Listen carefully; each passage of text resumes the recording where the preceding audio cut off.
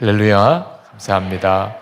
우리 예수 동행 집회에 신청하고 오신 분들도 있으시고 또 우리 북광교회 성도님들도 오늘 함께 오셨는데 하나님 정말 우리와 함께 계시고 또 그 은혜의 눈을 열어주시고 주의 임재를 경험하게 하는 밤이 되게 해주실 줄 믿습니다. 말씀이 끝나고 나면 우리가 함께 기도하는 시간을 갖고 그리고 개인 기도 시간을 이어서 특별히 집회를 어느 순간에 끝내지 않고 계속 이어가도록 하겠습니다. 그때 혹시 여러분 중에 개인적인 기도가 필요한 분, 안수기도를 받기를 원하는 분, 꼭 안수기도를 받아야 주님의 역사가 있는 건 아니지만 도무지 나 혼자 힘으로는 일어설 수 없는 문제에 지금 어려움을 겪고 있으신 분들, 우리 목사님들이 나오셔서 기도해 주실 텐데 집회 중에 주님의 말씀을 잘 분별해 들으실 수 있게 되기를 바랍니다. 주님이 오늘 우리가 함께 모여 기도하든 개인적으로 기도하든 안수기도를 하든 주께서 친히 지금 우리와 함께 계시고 여러분에게 말씀하시고 역사하는 시간임을 인하여 하나님께 감사를 드립니다. 성경 말씀을 보겠습니다. 창세기 6장 13절, 14절 말씀입니다. 창세기 6장 13절, 14절 말씀입니다. 제가 읽겠습니다. 하나님이 노아에게 이르시되 모든 혈육 있는 자의 포악함이 땅에 가득함으로 그 끝날이 내 앞에 이르렀으니 내가 그들을 땅과 함께 멸하리라. 너는 고페르나무로 너를 위하여 방주를 만들되 그 안에 칸들을 막고 역청을 그 안팎에 칠하라. 14절까지만 보았습니다. 지난번 서울 백석대학 교회에서 1차 예수 동행 집회를 하고 하나님의 은혜에 너무 감사하고 주님이 우리가 주의 이름으로 모인 곳에 정말 함께 하심을 확실하게 우리에게 보여주신 것에 대해서 너무 기뻤고요. 그리고 이제 두 번째 집회에 대한 기도가 나오더라고요. 그래서 하나님 앞에 두 번째 집회 때 그때 우리 인천 북광교회에서 집회를 하기로 이미 계획이 되어져 있었습니다. 하나님 무슨 말씀을 전하기를 원하시는지 저에게 말씀하시기를 그렇게 기도하고 잤는데 잠자면서 너무나 놀라웠고도 분명한 주의 음성을 들었어요. 방주를 지으라 하는. 그래서 밤중에 깨어서 그 하나님 주신 마음이 너무 강해서 그 제목과 그리고 하나님 주신 가장 중요한 말씀의 핵심을 쓰고서야 잘 수 있었어요. 왜냐하면 그걸 놓치면 아마 거의 평생에 제 마음속에 한이 될 것 같았어요. 그래서 방주를 지으라 두 번째 집회 때 전할 말씀이다 그렇게 썼어요. 그리고 제 마음에 깨달아지기를 이렇게 예수 동행 운동을 하고 동행 집회를 하고 또 동행 일기를 쓰고 하는 이 일이 방주를 짓는 일이구나 하는 사실에 대하여 너무 명확하게 제 마음에 깨달아졌고 그 말씀을 오늘 여러분들과 같이 나누려고 합니다. 그래서 하나님께서 정말 우리의 삶을 통하여 구원의 방주를 짓는 삶이 되기를 원하는 겁니다. 하나님께서 사람을 지으시고 그리고 너무 마음이 상하는 일이 있었던 것이 아담과 하와의 선악과 따먹는 사건이죠. 그 다음부터 사람의 마음속에는 육신을 따라 사는 타락이 오게 됩니다. 하나님께서 그 일을 너무 마음 아프게 생각하시고 창세기 6장 3절에 보면 우리에게서 성령을 거두세요.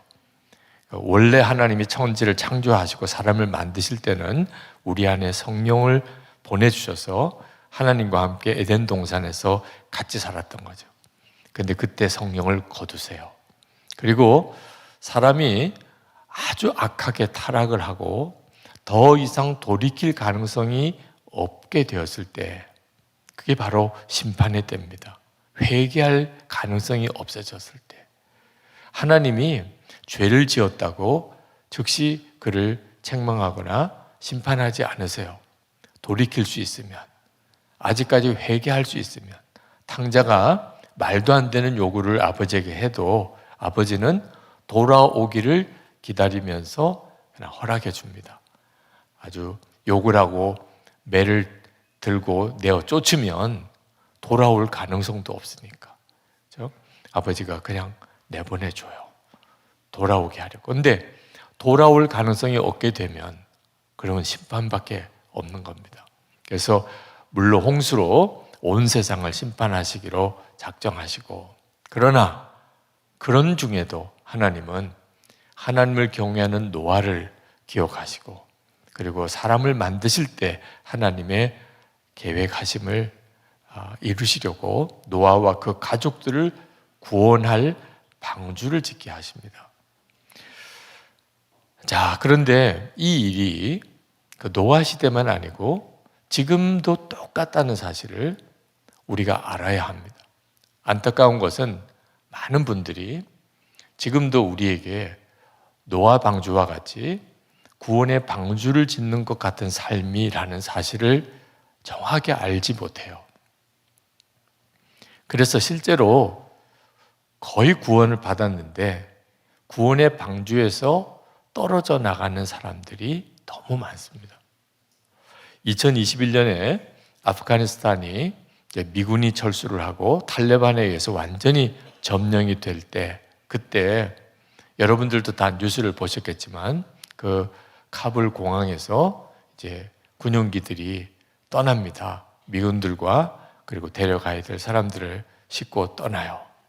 그때 그 택함 받지 못했던 아프가니스탄 사람들이 어떻든지 그 비행기에 타려고 막 몰려드는 장면, 우리가 TV 화면에서 다 보았죠. 심지어는 이륙하는 비행기 바퀴에 올라가서 그렇게라도 비행기 타려고, 그래서 비행기가 이륙할 때 바퀴가 접히고 그리고는 공중에서 그냥 추락하는 장면을 보면서 눈물이 나더라고요. 그냥 가슴에서 울컥하는 눈물이, 얼마나 두렵고 얼마나 간절했으면 저렇게까지 할까. 그게 될 일이라고 생각이 안 되는데도 그냥 아프가니스탄에 자기가 그냥 남았다가는 100% 죽는 게 분명하니까 아마 그런 사람들이겠죠. 근데 그때 제 마음속에 마지막 때에 똑같은 일이 벌어지겠다. 노아 방주 문이 닫히고 그리고는 하늘에서 그냥 억수 같은 비가 쏟아지고 바다에서 샘이 터지고, 그럴 때 그 방주 짓는 일을 조롱했던 사람들이 그 아마 방주로 몰려들었겠죠. 그러나 이미 배는 문이 닫혀버렸어요.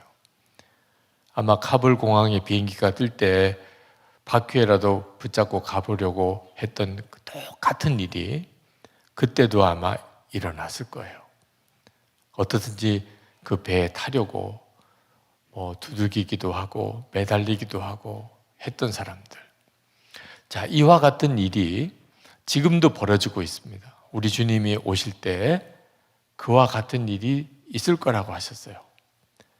근데 안타깝게도 구원은 받은 것 같은데 실제로는 이 구원의 방주에서 떨어져 나가는 사람들이 너무 많은 겁니다. 그걸 본인이 깨닫지 못하니까 영적인 깊은 잠에 들어서 자기가 지금 실제로는 구원받지 못한 자의 삶을 살고 있다는 걸 모르는 거예요.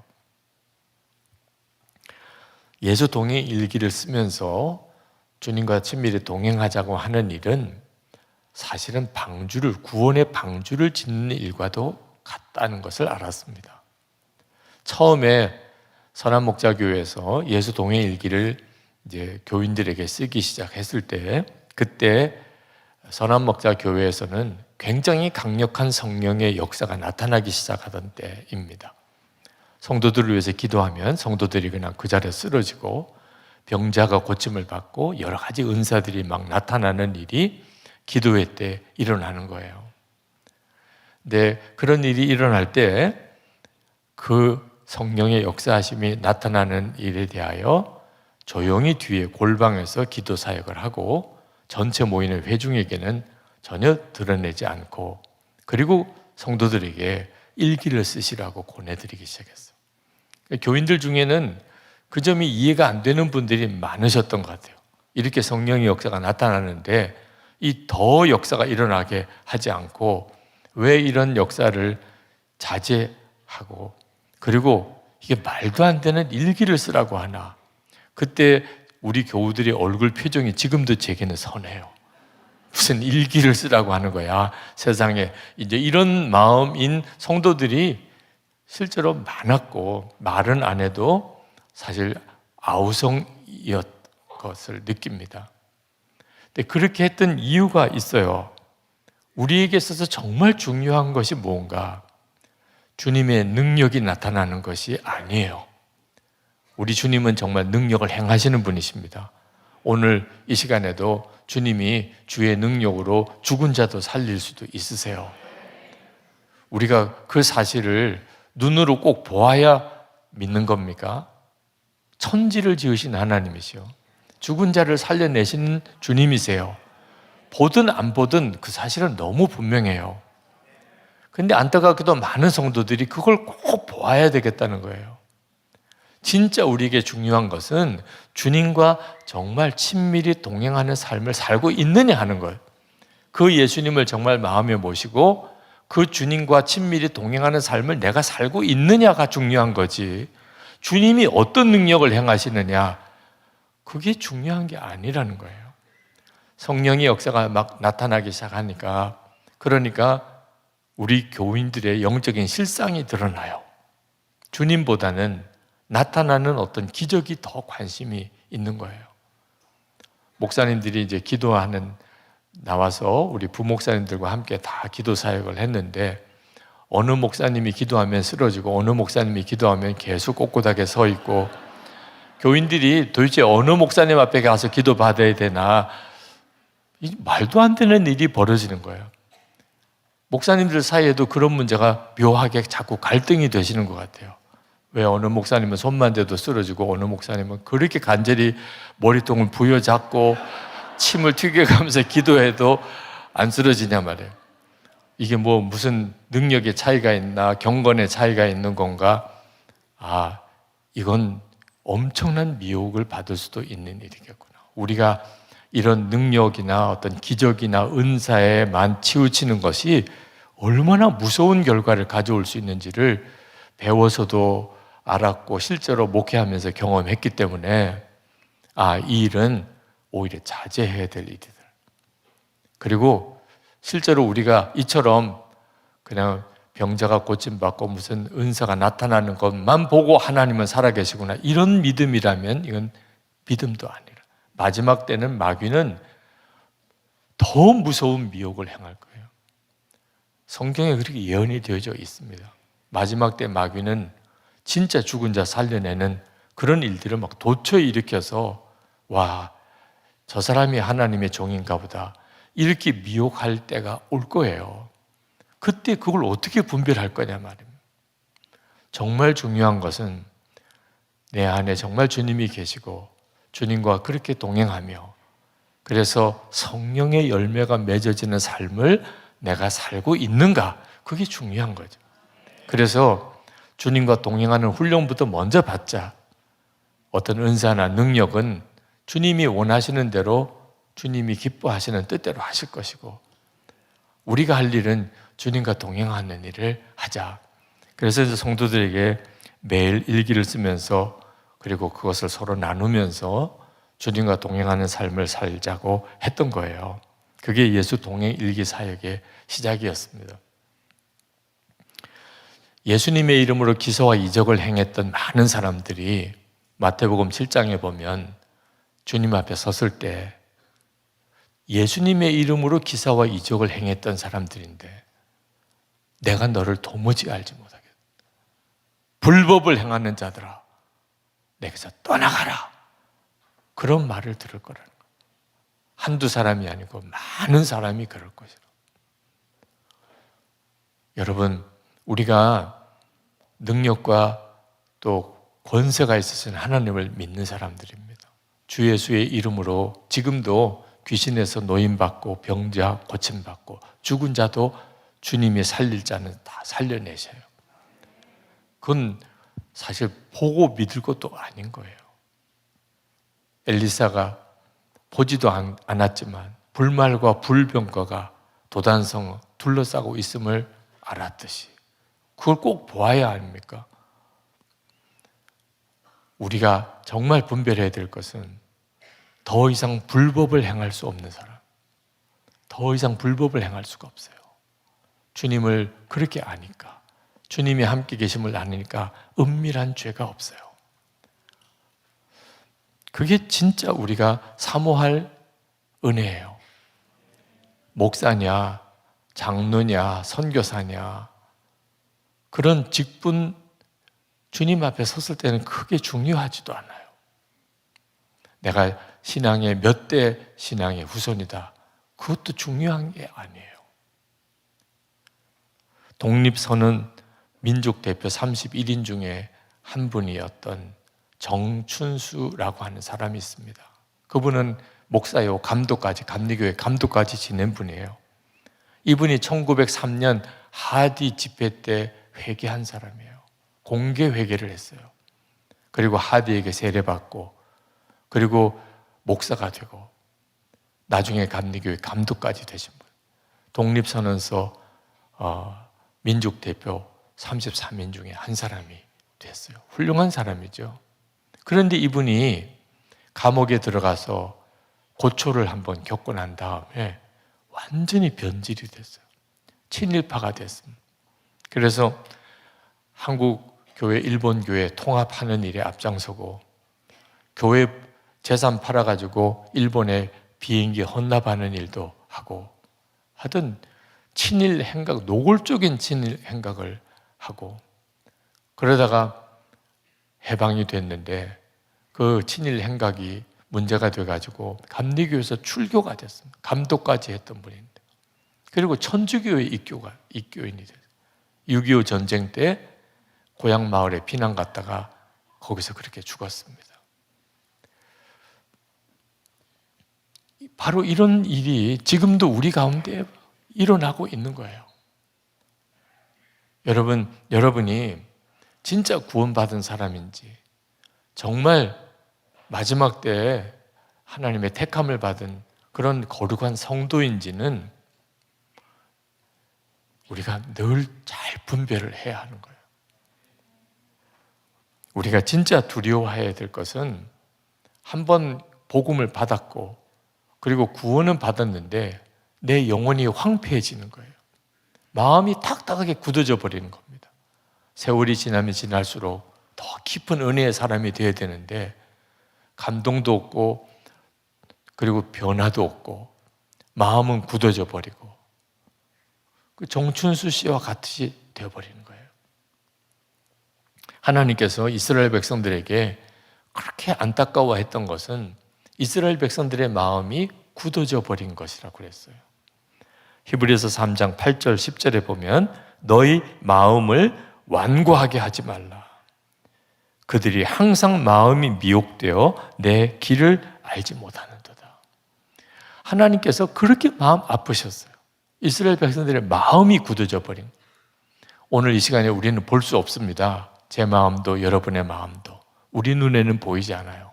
그러나 하나님은 오직 하나, 우리가 오늘 어떤 옷을 입고 왔는지, 우리의 외모가 어떤지, 피부가 어떤지, 옷이 어떤지 하나님은 관심이 아니에요. 오직 주님이 보시는 것은 여기 있는 여러분들의 마음이에요. 근데 마음이 굳어져 버린 사람, 그건 심각한 문제예요. 여러분, 마음이 굳어지려면 어떻게 해야 마음이 굳어지는 거죠? 가만 내버려 두면 돼요. 여러분, 땅이 어떻게 하면 굳은 땅이 됩니까? 그냥 내버려 두면 굳은 땅이 돼요. 해마다 농사를 지으면 땅이 곡식이 자랄 수 있는, 채소가 자라는 부드러운 땅이 되지만 그냥 내버려 두면 어느 순간에 완전히 돌덩어리 같이 굳어져 버려요. 우리의 마음이 꼭 그렇습니다. 그래서 히브리서 2장 13절에 오직 오늘이라 일컫는 동안에 매일 피차 권면하여 너희 중에 누구든지 죄의 유혹으로 완고하게 되지 않도록 하라. 매일, 오늘이라 일컫는 매일 피차 서로 권면하여 완고하게 되지 않도록 하라. 그래서 예수 동행일기를 쓰는 이유예요. 매일 나는 오늘 기도 생활, 말씀 묵상, 하나님께 예배하는 일 문제가 없었는지, 오늘 나는 누구랑 말하고 무슨 일을 할 때 늘 주님이 함께 계심을 진짜 의식하고 살았는지, 그걸 매일 점검하라. 내 마음을 그냥 내버려 두면 그러면 어느 순간에 굳어져 버려요. 자기가 굳어지는지도 모르고 어느 순간에 굳어진 거예요. 오늘 이 시간에도 기도가 안 되는 분이 있으실 거예요. 통성으로 기도하고 뜨겁게 소리질러 기도해도 기도가 안 되는 분, 기도가 자꾸 뭔가 이렇게 헛도는 것 같은, 자기도 모르게 굳어진 거예요. 사랑이 없는 사람, 굳어진 거예요. 전도의 열정을 잃어버린 사람, 자기도 모르게 마음이 굳어져 버린 거예요. 이유는 그냥 내버려 두었기 때문에. 동행일기를 매일 쓰고 그리고 피차 서로 권면하라는 거예요. 그래서 동행일기 나눔방에서 서로 일기를 댓글을 달아드리고 점검해 드리면서 사는 일이, 많은 분들이 그렇게 힘들게 왜 살아야 되냐, 그렇지 않으면 우리 마음이 다 굳어져 버리기 때문이에요. 여러분, 예수를 믿어도 삶이 안 바뀐다고 답답해 하시는 분들, 가족들, 예수 믿으시는 가족들, 남편과 아내, 부모님과 자녀, 삶이 변했나요?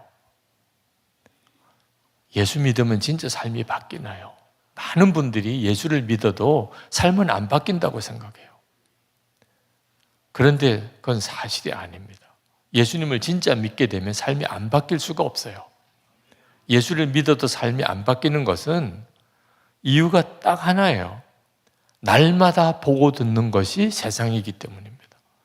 TV, 인터넷, 무슨 동영상, 우리가 요즘에 거의 우리 보고 듣는 것이 세상으로 완전히 사로잡혀 있어요. 그러면 반드시 마귀가 우리 속에, 우리가 늘 보고 듣는 인터넷 뉴스나 동영상이나 그런 것들을 통해서 우리의 육신의 정욕, 안목의 정욕, 이생의 자랑을 계속 부추깁니다. 결국은 우리의 마음이 성령의 역사하시면서 완전히 멀어져 버려요. 주님의 말씀에 대한 갈급함이 점점 없어져 버립니다. 요즘과 같이 우리의 마음과 생각을 세상이 이렇게 완전히 사로잡는 시대가 인류 역사상 없었어요.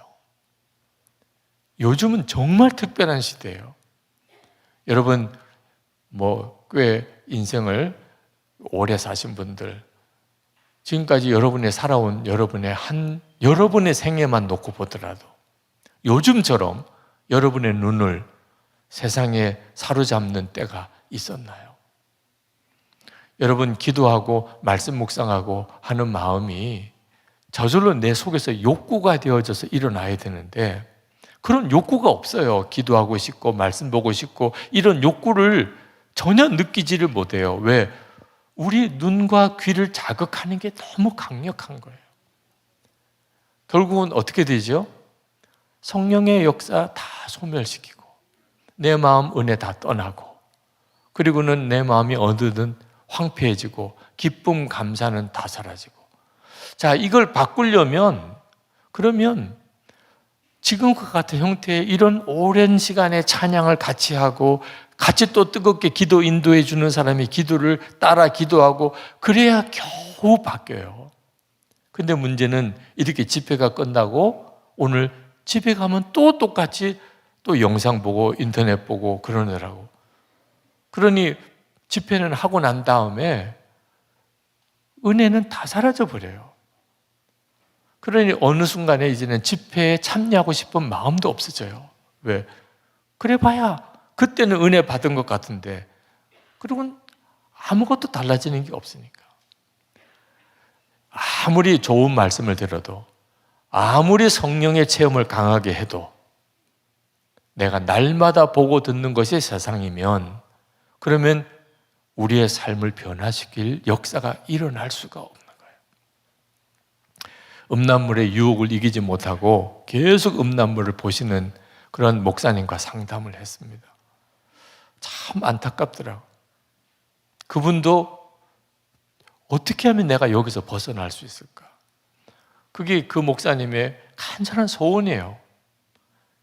근데 그 목사님과 같이 이야기를 나누는 동안에 깨달은 것이, 그 목사님이 수시로 뉴스, 인터넷 뉴스 보고 수시로 영상 보고 설교 준비하다가 잠깐 좀 쉴 시간에 또 인터넷 열어서 뉴스 보고, 어디 갔다가 신방 갔다가 집에 와서 컴퓨터에 앉으면 또 뉴스 보고 무슨 영상 보고, 그렇게 자꾸 자기가 보는 것이, 그러니까 자기도 모르게 어느 순간에 음란물로 들어가는 거예요. 목사님, 진짜 주님과 동행하기를 원한다면 그러면 우리 보는 것을 철저하게 주님 앞에 복종시킵시다. 주님이 보지 않게 하는 건 보지 않는, 항상 예수님을 바라보자, 24시간 예수님을 바라보자고 한 이유가 거기 있는 거예요. 우리가 보는 것과 듣는 것만 주님께 집중하면, 그러면 우리의 삶에 변화가 일어나요. 어느 사모님이 일기를 이렇게 쭉 쓰시는데 정말 정직하게 자기의 극복이 안 되는 문제를 쓰셨는데, 그게 뭐냐면 게임을 하시는 거예요. 게임. 그 휴대폰으로 하는 게임. 보석 게임인가요? 하여튼 그 보석 게임. 오늘도 보석 게임을 했다. 그 참 부끄러운 이야기지만 일기에 나누자고 했으니까, 다른 분들도 이 사모님이 이런 게임을 좋아하는구나, 그리고 이렇게 같이 기도도 해드리고, 그런데 그 다음 날도 오늘도 보석 게임을 했다. 그렇게 3일, 4일, 5일 지나가니까 다 함께하는 사모님들이 걱정이 많아져요. 도대체 이 사모님 언제까지 계속 보석 게임을 할 거야? 숨으면 아마 평생을 갔을 거예요. 빛 가운데 드러내고 또 드러내고, 어느 순간에 오늘은 더 이상 게임하지 않게 됐다. 날마다 보고 듣는 것이 주님이어야 한다. 우리가 죄와 세상에서부터 정말 우리가 지킴을 받으려면, 여러분, 이렇게 살기 시작하는 일이 우리 자신의 구원의 방주를 만드는 거예요. 우리가 매일 일기를 쓰는 것, 더 이상 세상만 바라보고 살지 말고 기도하고 살고, 또 말씀 묵상하고 살고, 하나님께 예배하고 살고, 혼자 있는 시간에도 주님 바라보고 살자. 그 간절한 마음의 소원인데, 바로 이처럼 늘 내 안에 오신 주님과 동행하며 살고자 하는 그 마음의 간절한 갈망이 방주를 짓는 노아와 같은 삶을 사는 거거든요. 저는 온전히 성경만 보고 온전히 기도만 하는 삶, 그러면 사회생활 못할 것 같았어요. 우리가 이 세상에 사는데 어떻게 늘 성경만 보고 기도만 하고 살아요? 그런데 그런 음란물에 사로잡힌 목사님들과 상담하고 그분들을 위해서 같이 기도하면서 얼마든지 가능할 수 있는 일이에요. 꼭 들어야 될 뉴스는요, 그냥 다 들려주시더라고요. 내가 굳이 안 봐도. 지나가는 길에 들려주고, 버스 타고 가다가 보면 앞에서 나오고, 그걸로 충분하더라고요. 세상은 요즘 이렇게 돌아가고 있고 저게 큰 문제구나. 그 정도로만 충분해요. 더 깊이 파고들어도 아무것도 유익한 게 없어요. 예배드리는 모습을 보면 교인들이 다 똑같지가 않습니다. 오늘 이 시간에도 어떤 분은 너무너무 은혜를 많이 받아요. 찬송을 하는 것도, 기도하는 것도. 어떤 분은 너무 냉랭해요. 우리가 이런 경우에 전자는 은혜를 하나님이 많이 주셨고 후자는 하나님이 은혜를 안 주신 것처럼 생각이 듭니다. 근데 그렇지 않습니다. 은혜는 똑같이 주세요. 하나님께서 오늘 이 자리에 계신 여러분들에게 어떤 사람에게는 은혜를 더 주시고 어떤 사람이 은혜를 덜 주실 수가 없어요. 왜? 같이 찬양했잖아요. 같이 말씀 듣잖아요. 같이 기도했잖아요. 하나님이 뭘 다르게 주세요? 그런데 은혜 받는 건 왜 그렇게 다르죠? 주님을 주목하고 바라보는 게 다르기 때문입니다. 주님을 바라보는 것이 다르니까 똑같은 은혜를 받았는데 어떤 사람은 인생이 뒤집어지는 은혜를 받고 어떤 사람은 너무 냉랭하게 가는 거예요. 주님을 바라보는 믿음의 눈을 뜨는 일이 너무너무 중요해요. 호주에서 예수님과 동행하는 목사님들이 부부가 한 15가정 정도 모여서 예수님과 동행하는 삶을 일기로 쓰면서 어떤 변화가 우리에게 일어났는지 나누는 시간이 있었습니다. 나누는 목사님들의 간증이 다 귀했어요. 그냥 일기 쓰는 것도 없이 주님을 늘 주목하고 바라보며 사는 것에 대한 특별한 어떤 노력 없이 그냥 예전에 살던 때와 매일 일기를 쓰면서 오늘은 주님을 내가 얼마나 바라보았는지, 오늘은 내가 기도는 했는지, 오늘 내가 성경은 보았는지, 그렇게 살면서 그걸 서로 나누면서 무슨 변화가 일어났나. 어느 한 목사님의 고백이 특별히 제 마음속에 남아요. 그 목사님이 발표하신 내용입니다. 저는 외로운 늑대에서 주님이 이끄시는 공동체의 한 마리의 양이 되었습니다. 저는 목회를 통하여 내적 상처가 깊어졌습니다. 그래서 아내와 자녀들을 너무나 힘들게 했습니다.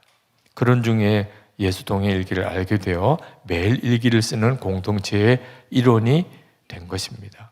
그제서야 목회의 주인이 주님으로 바뀌었습니다. 그리고 아내를 향한 마음이 달라졌습니다. 그동안 아내에게 요구만 했는데 이제는 오직 아내를 위한 삶을 살게 되었습니다.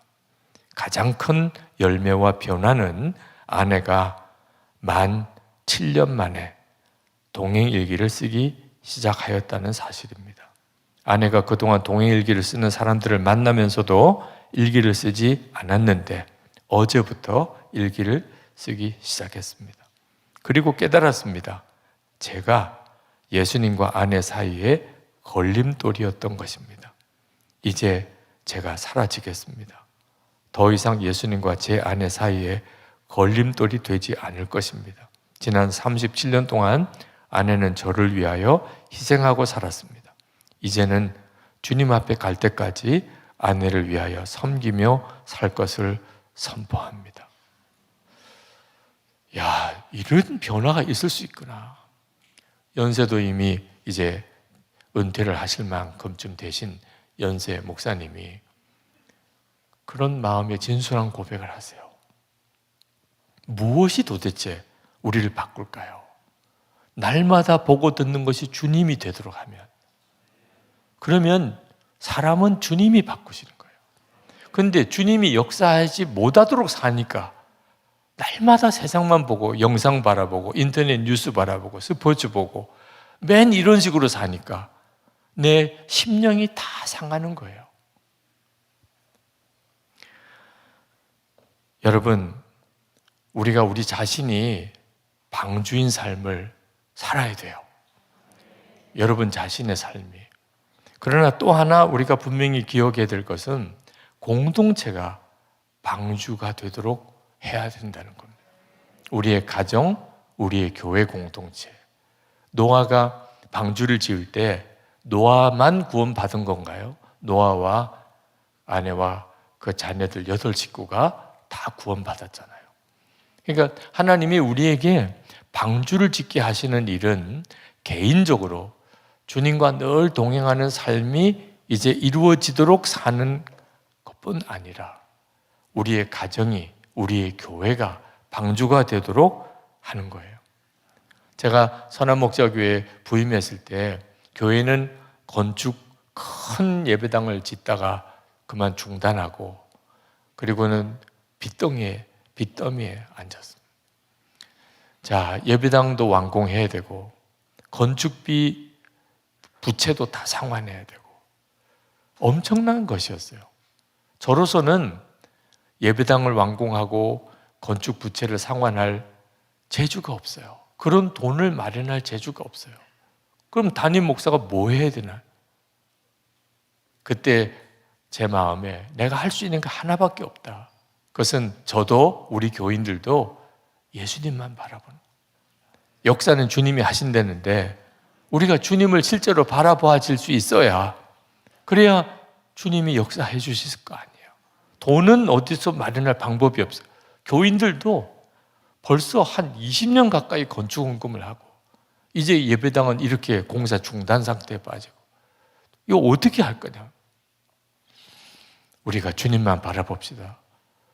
그 길 외에는 길이 없습니다. 장로님들과 회의할 때 조그만 십자가를 계속 옆 사람에게 돌리면서 그렇게 회의했어요. 왜? 회의할 때도 예수님 바라봅시다. 예배 드릴 때만 아니고 회의할 때도 우리가 예수님만 바라봅시다. 그렇게 목회를 했는데 진짜 기적같이 예배당 공사는 끝나고 부채는 갚아지기 시작한 거예요. 예배당 공사가 다 끝나고 하나님 앞에 이제 완공 예배를 드릴 때 그때 주님이 제 마음에 이제부터 진짜 성전 건축이다. 예배당 공사 끝났는데 이제 다 공사 끝나고 완공 예배 드리는데 이제부터 진짜 성전 건축이 시작됐다는 거예요. 그때 알았어요. 건물이 예배당이 아니라. 건물이 예배당이 아닌 거예요. 예수 믿는 우리 성도들, 그 교회 공동체, 성도들, 그 성도들이 성전인 거예요. 그러니까 예수님이 말씀하시는 진짜 성전 건축은 공동체가, 선한목자교회 성도들의 공동체가 예수님이 진짜 머리시고 주님이 함께 계심을 정말 믿고 공동체가 예수님을 함께 바라보는 일이었어요. 그래서 예수 동행 일기를 쓰는 일을 하게 된 거예요. 선한목자교회 진짜 성전 건축을 하자. 그러려면 교회 전체가 예수님을 정말 바라보는 교인들이 되어야 하니까. 여러분, 정말 예수님만 바라보는 그런 교회 공동체가 만들어질 수 있을까요? 여러분들이 교회는 그런 교회가 될 수 있을 것 같아요? 안 될 것 같은 분들, 우리 교회는 그런 교회가 될 것 같지 않아, 이렇게 생각되는 분들도 솔직히 있을 거예요. 아멘 하고 싶은 마음은 간절하지만 진짜 될까? 우리 교회가 예수님만 바라보고 교인들이 다 주님이 함께 계심을 정말 믿을 수 있는 그런 교회가 될 수 있을까? 노아 방주 지을 때 생각을 해야 돼요. 노아는 방주를 짓기 시작할 때 그 엄청난 방주를 지을 수 있을 거라고 생각했을까요? 하나님이 지으라고 하니까 짓기 시작한 거죠. 무슨 수로 내가 이걸 다 지을 수 있을까? 노아 가족들이 지은 거예요. 얼마나 오랜 시간을 걸쳐서 지었겠으며 얼마나 많은 조롱이 있었겠어요. 그래도 결국은 노아 방주를 짓게 되었고, 그러니까 노아 가족이 다 구원받은 거죠. 그러니까 될 수 있을까 없을까, 이건 우리의 영역이 아닌 거예요. 될 수 있을까 아닐까, 나는 주님과 동행할 수 있을까, 우리 교회는 예수님과 동행하는 공동체가 될 수 있을까, 그건 우리가 관심할 일이 아닌 거예요. 될 수 있고 없고는 하나님의 능력과 관련된 일이에요. 주님이 하라고 하셨으면 주님이 방법이 있으시겠죠. 그래서 시작하는 거예요. 지금 예수 동행 운동은 정말 노아 방주 짓는 것과 똑같은 과정을 겪어오고 있어요. 처음에 예수 동행 운동을 시작을 할 때 이 일이 제대로 될 거라고 생각하는 사람이 거의 없었어요. 저도 기도하는데 하나님이 너 실패할 거다, 아주 찬물을 확 끼얹으시더라고요. 그런데 하나님께서 진짜 실패할 거라고 말씀하신 것의 의미는 너 실패한다고 해도 할 거냐? 안 된다고 해도 할 거냐? 반응이 없어도 할 거냐? 그래도 할 거냐? 아니면 될 것 같으니까 할 거냐? 안 될 것 같으면 안 할 거냐? 하나님께서 그때 저에게 다짐을 받으시더라고요. 그때 생각해 보니까 실패해도 가야 될 길이 있더라고요. 그러니까 순교자도 나오는 거죠. 순교자는 뭐 극적으로 살아날 것 같으니까 믿음을 고백한 거예요. 내 믿음 고백하면 나는 죽을 거다. 알고도 나는 예수님 못 버립니다. 그리고 죽은 거예요. 그 실패죠 뭐. 예수님 증거하고 예수님 부활을 고백하고 그러고는 죽었어요. 그러면 누가 그걸 보고 예수 믿을 사람 누가 있겠어요? 그런데 그런 순교자가 나오니까 결국은 수많은 예수 믿는 사람이 그 땅에서 나오잖아요. 하나님이 보기에는 성공인 거죠. 그래서 하나님, 실패해도 제가 가겠습니다. 그리고 여기까지 온 거예요. 왜? 이 일이 정말 주님이 원하시는 일이라고 믿었기 때문에. 우리가 예수님을 정말 개인적으로 알고 주님과 동행하는 일이 우리에게 너무너무 중요하다. 하나님께서 왜 하늘에서 방주를 뚝 떨어지게 못 해주셨을까요? 아니, 온 천지도 지으신 하나님이잖아요. 그리고 이 땅을 완전히 물바다가 되게 하셔서 모든 살아있는 것은 다 죽이시는 심판을 행하시는 하나님이시잖아요. 그렇다면 하나님께서 노아 방주를 그냥 노아에게 그냥 야, 너는 나를 온전히 믿는구나. 너는 정말 온전한 믿음을 가졌구나. 그러면 내가 너를 구원받게 해주겠다. 어디로 와라. 그리고 가봤더니 방주가 있네. 왜 이렇게는 성경에 못 썼냐 말이에요. 실제로 하나님께서 노아에게 방주를 지을 때 너가 알아서 큰 상자 같은 배를 하나 만들어 놔봐라. 이렇게 말씀 안 하셨어요. 구체적인 크기와 모든 식양, 모든 나무 재질 다 하나님이 정해 주셨어요. 그 말은 이미 하늘나라에 방주가 있다는 거예요. 하나님께서 그 정확한 치수대로 너가 지으라 다 지시해 주셨어요. 그러니까 하나님은 얼마든지 방주를 그냥 내려 주실 수도 있는 상황인데도 노아에게 지으라고. 노아, 너가 지으라. 그러니까 이 방주는 사실 하나님께서 노아와 그 가족들이 진짜 하나님의 백성이 될 수 있는 믿음을 길러준 일이에요. 우리에게도 똑같은 거예요. 여러분, 우리는 이미 하나님의 성전이에요. 우리가 노력해서 된 일이 아니에요. 예수님의 십자가 그 은혜로 누구든지 예수를 믿으면 우리 안에 성령이 오셔서 우리는 하나님의 성전이 되어버렸어요. 여러분이 뭐 되고 싶다, 안 되고 싶다 하는 문제가 아닌 거예요. 그런데 하나님의 성전이 되었지만 성전답게 사는 일은 우리가 해야 하는 거예요. 만약에 우리가 하나님의 성전이 됐다고나 해도 성전답게 살지 않으면 멸하시겠다고 했어요. 고린도전서 3장 17절에 누구든지 하나님의 성전을 더럽히면 하나님이 그 사람을 멸하시리라. 하나님의 성전은 거룩하니 너희도 그러하니라. 그러니까 우리가 하나님의 성전된 삶을 살아가는 일, 그게 방주예요. 그냥 저절로 되는 일이 아니라니까. 하나님의 성전, 내 안에 하나님이 계시다. 나는 왕을 모시고 사는 사람이다. 이 사실을 정확하게 알고 믿고 그리고 그대로 누구를 만나든 무슨 일을 하든 그렇게 사는 사람이 되는 것이 예수 동행 운동의 목표라는 거예요. 여러분, 이미 우리는 십자가에서 예수님과 하나가 되었어요. 우리는 예수님과 함께 죽었고 예수님의 생명이 우리 생명이 되셨어요. 이건 하나님이 다 이루어 놓으신 거예요. 우리는 믿기만 하면 돼요. 그런데 우리가 할 일이 있는 거예요. 그것은 그런 은혜를 받았으니 이제는 예수님과 동행하고 살아야 하는 거예요. 모든 것을 다 이루어 주신 그 은혜가 너무 놀랍지만 한순간에 그 은혜가 다 뒤집어질 수 있어요. 우리가 예수님과 동행하지 않으면. 예수님은 내 안에 오셨는데 나는 내 마음대로 살아요. 세상에 이게 얼마나 완전히 예수님을 무시하고 멸시하는 일 아니에요.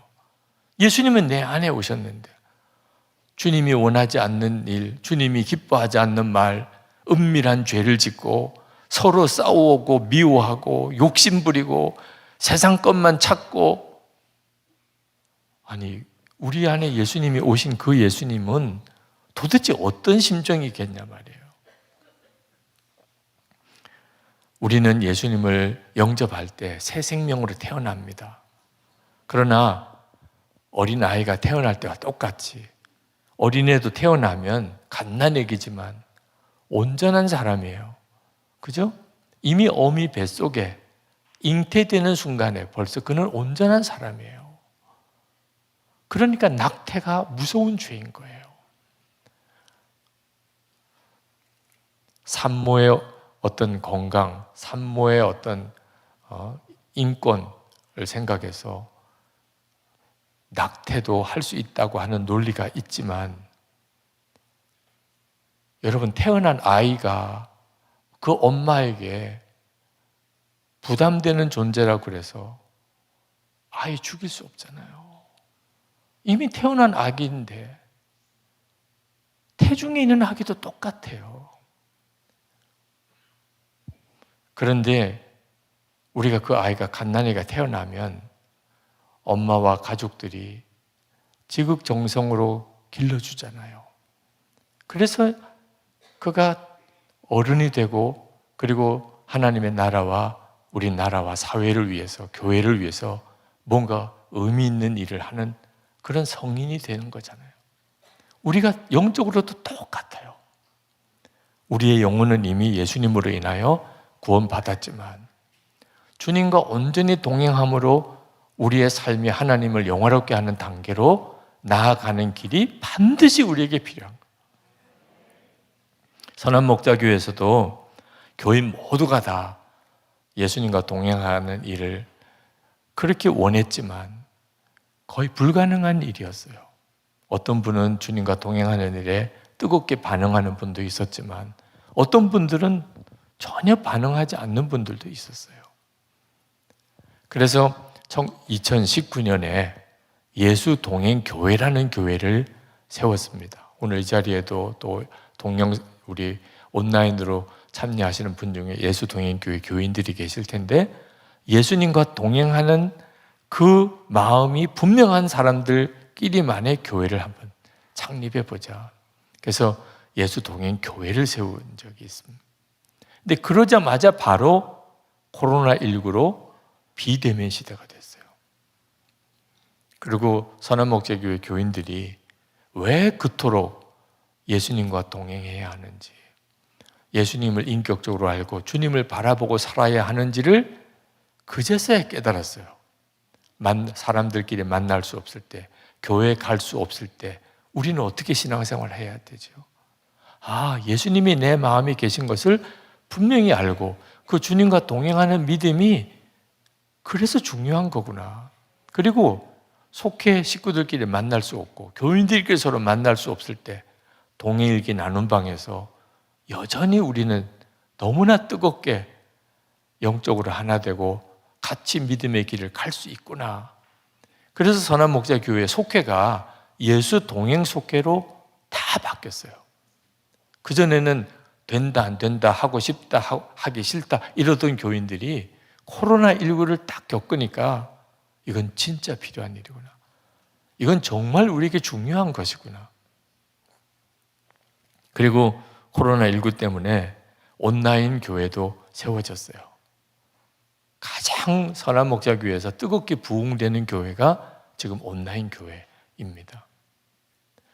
코로나19가 왜 우리가 예수님과 동행하는 삶을 살아야 하는지, 그냥 막연하게 예수님을 믿고 교회 다니는 게 예수 믿는 거라고 생각하면 큰일 난다는 사실을 분명하게 깨우쳐 주셨어요.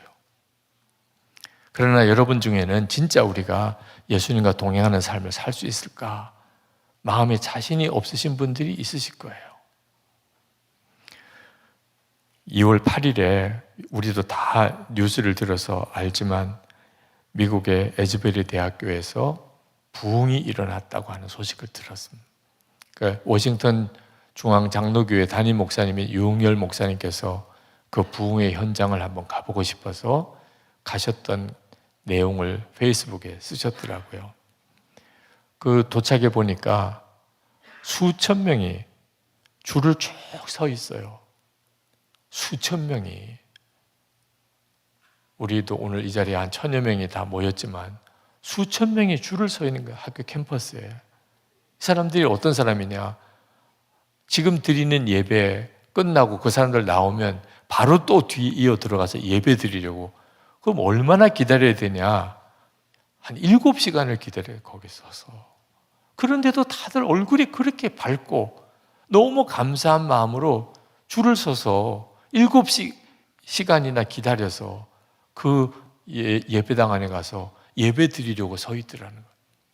335 그 캠퍼스 잔디밭에 앉아서 서로 찬양하고 또 기도하는 그런 시간들을 가지는 모습을 보면서 가슴이 막 설레더래요. 아, 이게 부흥의 현장이구나. 너무 부럽죠. 우리 가운데도 그런 역사가 좀 일어나면 좋겠다는 생각이 다 있으실 거예요. 근데 에즈버리 대학교에 일어난 이 영적 각성이 어떻게 진행되는지를 우리가 알면 우리들에게도 그 갈망이 현실이 되게 된다고 저는 확신합니다. 에즈버리 대학교 부흥은 부흥을 목적으로 하는 집회에서 시작된 게 아닙니다.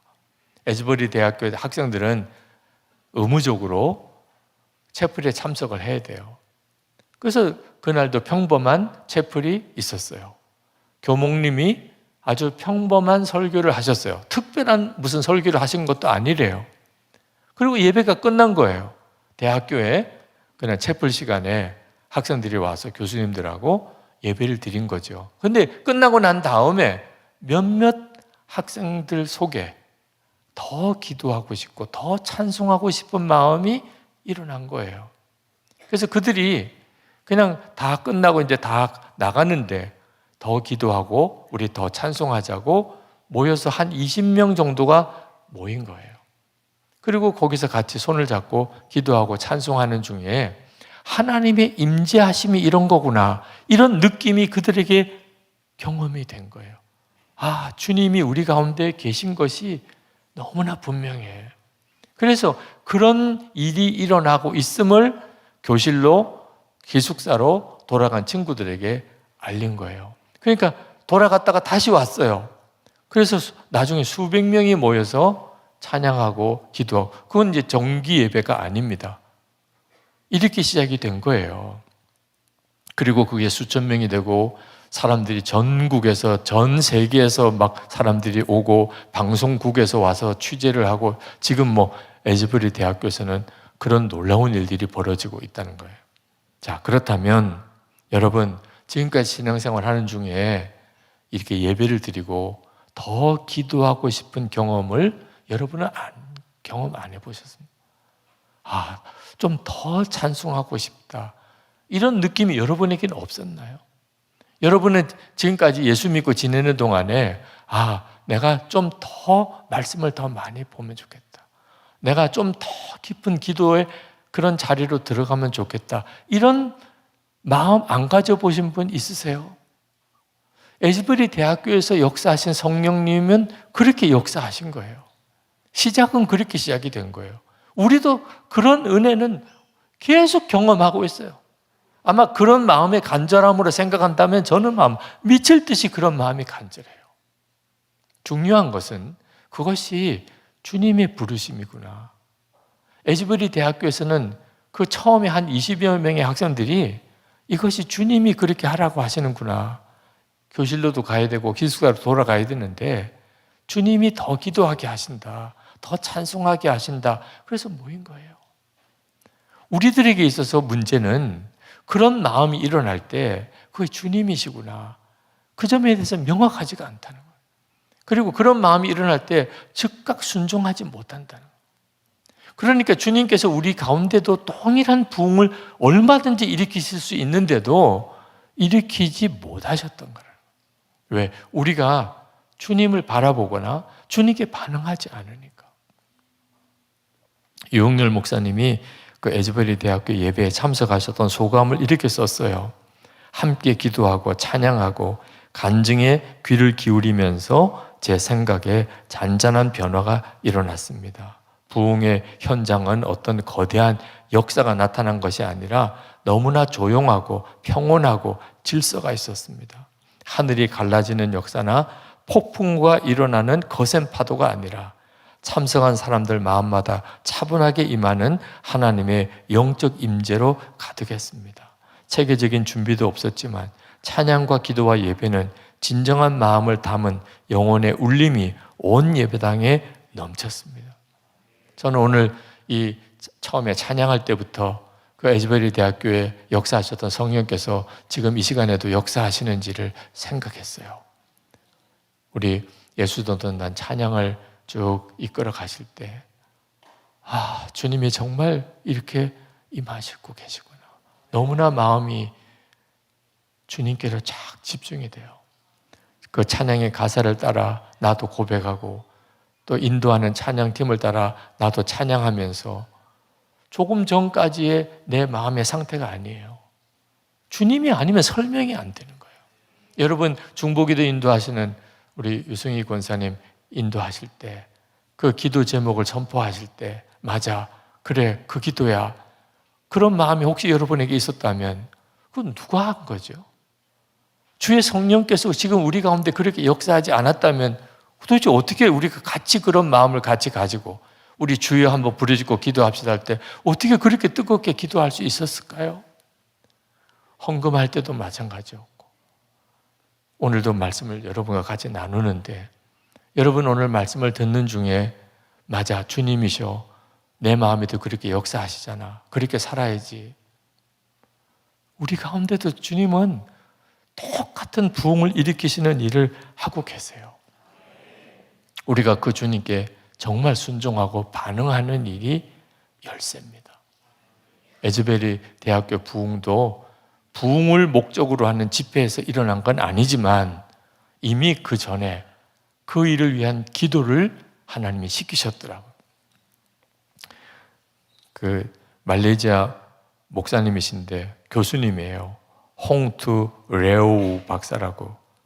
이분이 2015년에 에즈베리 대학교의 교환 교수로 머물렀는데 그때 하나님이 너 교수직을 내려놓고 에즈베리 대학교 부흥을 위해 기도하라. 그런 마음을 주시더래요. 그것도 참 너무 어려운 일이더래요. 그렇지만 자꾸 하나님이 강권하시니까 2019년에 결국은 그는 교수직 내려놓고 전적으로 에즈베리 대학교를 위해 기도하기 시작해요. 2021년에 하나님께서 사인판을 앞에 뒤에 사인판을 놓고 우리 혹시 사진이 준비됐으면 좀 보여주시면 좋겠어요. 지금 저분처럼 앞에 사인판을 걸고 다니면서 회개하십시오. 하나님의 부흥을 위해서 기도하십시오. 그렇게 중보하는 일들이 있었어요. 지금 에즈베리 대학교에 일어나고 있는 집회 현장 사진도 아마 있을 텐데 한번 좀 보여주실까요? 저렇게 가득 줄을 서서 기다리는 거예요. 저 사람들 한 예배가 끝나면 그 다음 분들이 들어가서 또 예배하고. 도대체 이런 일들이 우리 한국에서 진짜 필요하잖아요. 특히 인천 땅에 그렇잖아요. 우리가 예배할 때마다 주님의 임재를 알게 되고 주님께 반응하게 되는 일. 얼마나 우리에게 필요해요. 한 사람의 영적인 각성이 두세 사람이 함께 일어나게 될 때 이걸 부흥이라고 하는 거예요. 오늘도 여러분 중에는 특별한 하나님의 메시지를 들으시고 주님의 역사와 터치를 경험한 분이 있으실 거예요. 근데 중요한 거는 그 일을 동일하게 두세 사람이 함께 경험했을 때 그걸 부흥이라고 말하는 거예요. 그리고 우리에게 중요한 것은 그 다음에 주님이 마음에 감동을 주시는 대로 사는 거예요. 실제로 주님이 어떻게 가라 할 때 시작하는 거예요. 너 이제부터 더 습관적으로 보는 인터넷 뉴스, 동영상, 그동안 늘 마음에 가책이 느껴지는, 내가 이런 모습으로 사는 것을 사람들이 보면 너무 창피할 것 같아. 끊으라는 거예요. 그것 때문에 주님은 더 역사를 못 하시고 있다.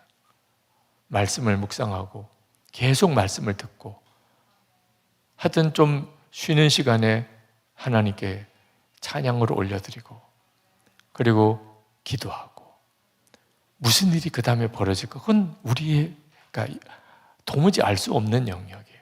우리가 계속 주님을 바라보고 계속 주님께 주목하고 주님께 반응하고 주님께 순종할 때, 그때 우리 가운데 와, 이건 하나님이 우리 가운데 역사하시는구나, 그런 일이 벌어지는 거예요. 여기 인천에 사시는 분들이 꽤 많으실 텐데 정말 그렇게 시작해 보시기 바랍니다. 그것이 여러분의 교회 안에 하나님의 불이 될 것이에요.